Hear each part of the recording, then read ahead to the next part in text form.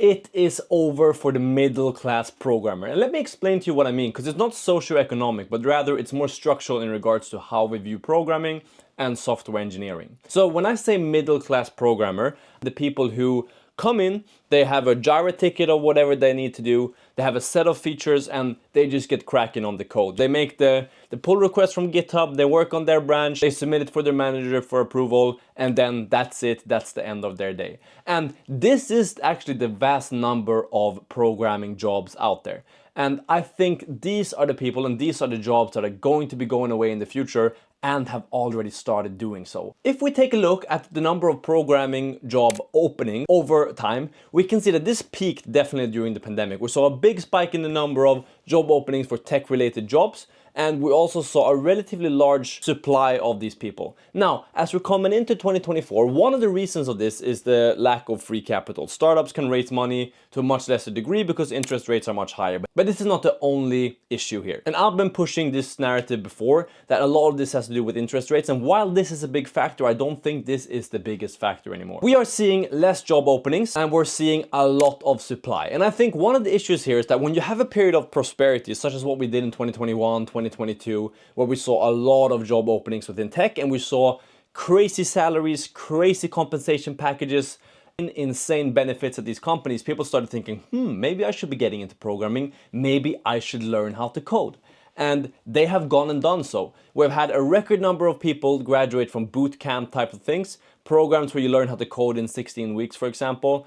Enrollment in computer science undergraduate degrees has also peaked during this time period. And I think this is only natural. When you have a period of prosperity, such as what we did in 2021 and 2022, people take a look at all this, the salary, the compensation packages, the benefits, and they say, wow, let me hop onto this bandwagon as soon as possible. And when they started doing this in 2021, 2022, 2023 to some degree, they are gonna come out of that at some point. And I think we're seeing that now during 2024. And that is why when we combine this with the fewer job openings, with the increase in supply in the number of people who know how to program, we're seeing these crazy things that's spreading all over of, I posted a software engineer role and I got 852 applicants for this one job. And this is what's happening. This isn't uncommon in today's world.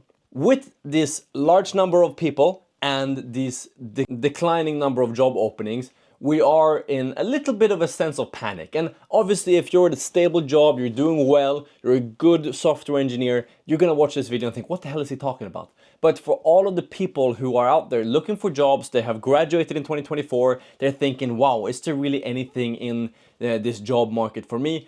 I can already tell that you're resonating with me and with what I'm saying here.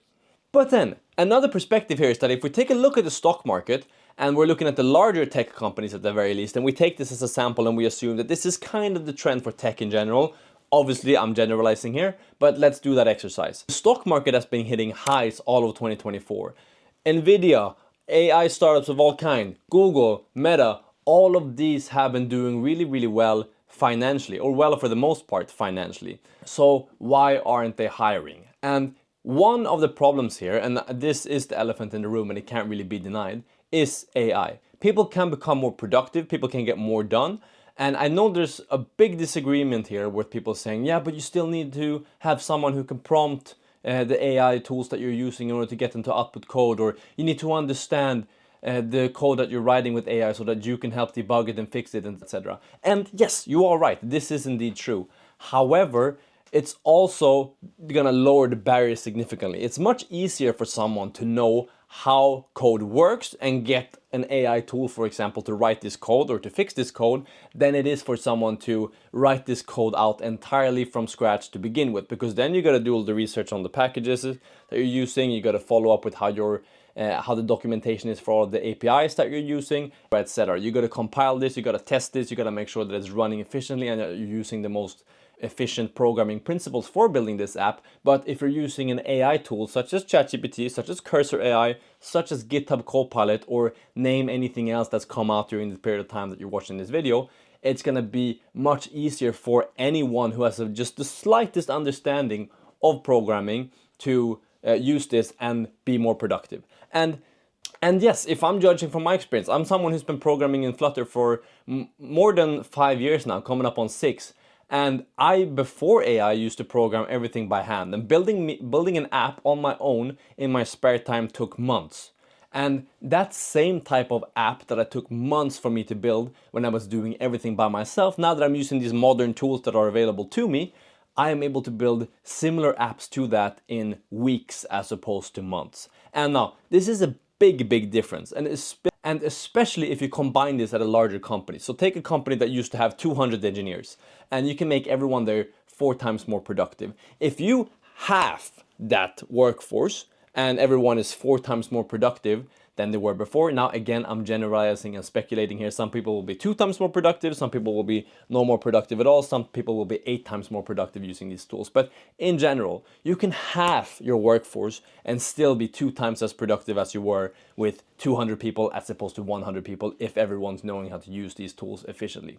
So it's a big difference of how you can put these tools to work. And the way that I'm using the term middle class engineer here, or programmer in this case, is that the top of the line, the software engineers, the people who know how to take something and they know how to output something else that is a piece of software, the people who truly and deeply understand how software works, they're gonna be fine. They're gonna be needed at all times. They're gonna be more productive than they were before, and their deep understanding is gonna be needed within these organizations. And when we then move to the middle class, those are the people that I just explained, people who don't really have this deep understanding, they're not as skilled, although they can be good programmers, they're not as skilled in order to be a software engineer to that same extent. So this bracket, the middle bracket, is the people who are disappearing. And they're disappearing to the people at the top who are more productive, but I think on the other end, we need to speak about too, and that is the people who are disappearing to outsourcing. So if you are a company who's looking to cut costs, for example, or you've come to realize that there's talent elsewhere, such as in South America, such as in Eastern Europe, such as in Asia, that you can outsource some of your programming to, you can do that at a much cheaper rate than hiring a decent, fresh out of college computer science program person in the US for $150,000 a year. For that same price, you can hire 8, 9, 10 software engineers in India, for example, who may or may not be as skilled as those people who are coming out of those US programs, but at that scale, it works out to be much more efficient to outsource like that than to have that middle class engineer / programmer in the US there. I think we're seeing a lot of this, and if we're taking a look at some of these charts and outsourcing and how that's moving, I think we're only gonna see an increase of this. So I think we're gonna continue to see less hirings, and we're gonna continue to see more outsourcing where it's relevant, and we're all gonna continue to have this mismatch between supply and demand for programming jobs, which is what's gonna lead to a lot of these companies being able to decrease the benefits that we have, decrease compensation packages, etc. Now, but who will actually prosper during this period of time? Because when the middle class of programmers disappears, I already said that I think the top part will do well. So what can you do in order to put yourself in the top part, in the top echelons of programmers? And I think there's a couple of things. Number one is to be the one who replaces, not the one who is replaced. And I think this is done to some degree by learning and understanding deeply how to use these new AI tools that we have at our disposal in order to be as productive as possible. How can you take these two and apply them in your everyday job so that you can have 3 times the output that you did 4 years ago, for example, just as I have done myself? Is that, using ChatGPT for testing? Is that using things such as Cursor AI? Is it some completely different one? Is it not even coding at all? Is it using something like lovable.dev in order to build a fully functioning web app in minutes just using AI, no coding whatsoever? You can decide how that looks. I think number 2 is that there's always going to be room for skillful people who are skillful, who are exceptionally good at what they do. There's always going to be room for them. There's always going to need to be someone who understands software at an organization at its core. And typically this isn't that many people, but rather a handful. If you can try to be one of those and understand the software to the deepest extent possible, that is only going to do you good. Number 3, I think, has a lot to do with personality. And this is the fact that I think you need to be learning all of the time. When these new things come along, be the first to start using it. When something new pops up, be the first to adapt it and turn it into something useful and productive for the organization that you're working for. And the last one here that I think sets the good people or the good programmers apart is that they have more skills than just programming. When I say programmer, now you can tell in this video I've used programmer and software engineers interchangeably a little bit, but what I say when I say the middle class programmer and the top tier software engineer is the difference in the wording there. If you're a software engineer, you're someone who understands the software and you can take an idea, concept, and you can turn that into a piece of software. If you're a programmer, you're kind of like that middle layer. So you get, for example, instructions of this is the app that we want to do. We want you to work on the payments feature, and this is our list of requirements. And then you take those tickets from Jira, from Monday.com, whatever system you're using, and you just start hacking through those tickets. You don't really understand the big picture, you don't really understand it in full, but you know how to work on those particular things that you're assigned to in that task. Stay away from this. Try to be as multifaceted as possible. So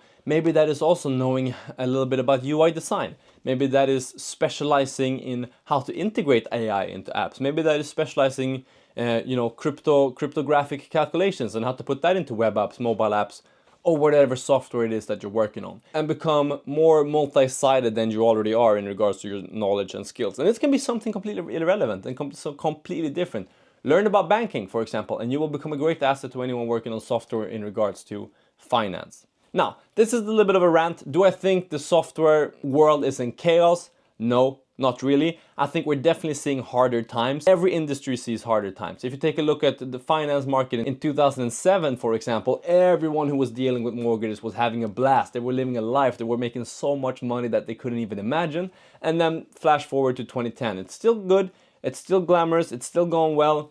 But it didn't really recover fully until like 2015, 2016, 2017. And I think we're in a little bit of a similar situation with software here. We're seeing this transitionary period where we're having a lot of people graduate these boot camps and these universities with somewhat irrelevant skills because they're not using these modern tools that are available now. And they're graduating at a larger rate than what the market can snap up in regards to jobs. And therefore we're seeing this mismatch. I think this is going to even out to some degree in the next couple of years. But these are my thoughts on how you can remedy this to some degree in the medium term, and this is certainly what I'm trying to do in order to remedy this for myself in the medium term as well. Now, I'm not just saying this from a place of not knowing anything.